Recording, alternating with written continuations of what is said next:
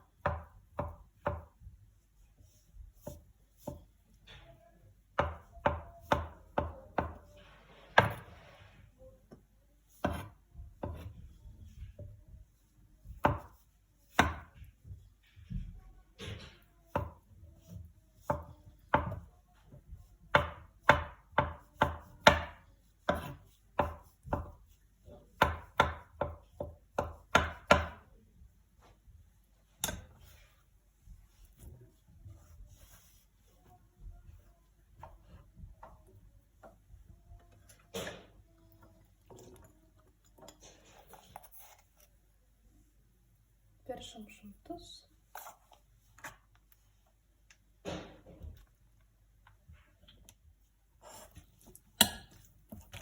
Бұл құрамның бәрін араластырып шығуға тек қана 5-ақ минут кетті. Әрлемеймін, жай ғана тарелкаға салып ұсынамын десеңіз, бұның ішіне мына қиярды турап, оны да салып жібересіз. Үстіне мына сухариді сеуіп, енді өзіңізше әрлеп қоясыз. Ал егер мен сияқты отбасыңызға жаңа жылда көңіл күй сыйлайын десеңіз, ал енді әрі қарай салатты әрлеуді көрсетемін. Жалпы салатты әрлеуге де 5 минут кетеді. Жалпы қосындысы 10 минуттарына дайын болатын салат. Ал егер әрлемесеңіз 5 минутта дайын болатын салатымыз осы.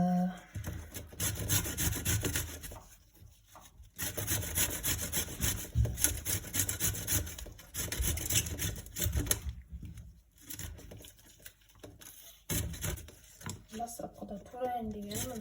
Одан кейін ойлап қарасам, теркадан өткізген дұрысырақ көрінді.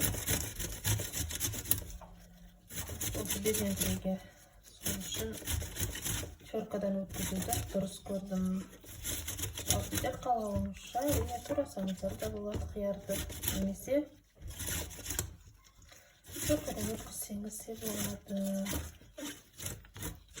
Салаттың құрамын да өздеріңіздің қалауыңызша келетін құрамыңызға байланысты ұлғайта бересіз.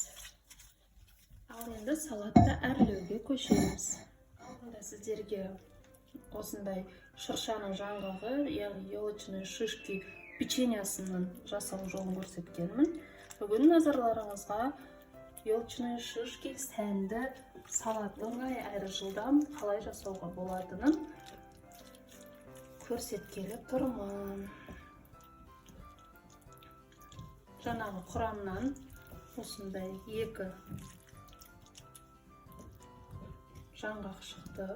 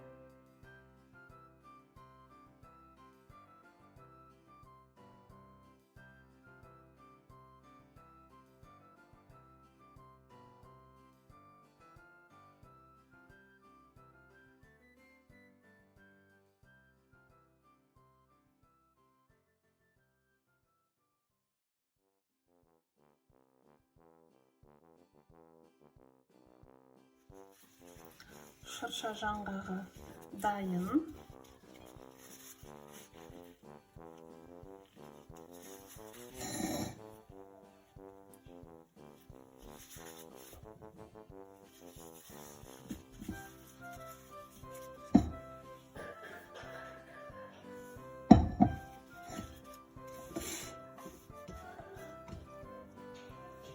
Бағанағы қиярдан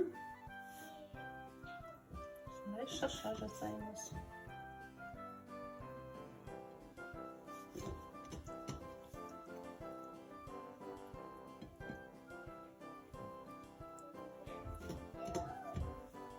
Яғни осылай шыршада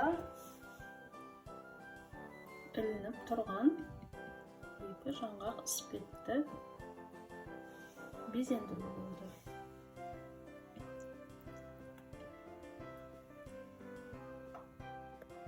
Бес минутта салаттың өзі, 5 минутта әрлеуі дайын болған. Жалпы 10 минутта дайын болған елочная шишка салаты жаңа жылдық дастарханға арналған.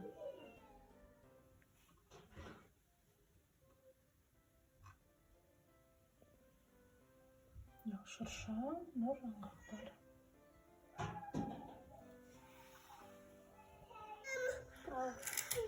Су? Sağ olun. Балалармен төбелесіп 10 минутта дайындаған салат, елочная шишка. 5 минутта салаты дайын болды, 5 минутта әрлеуі дайын болды.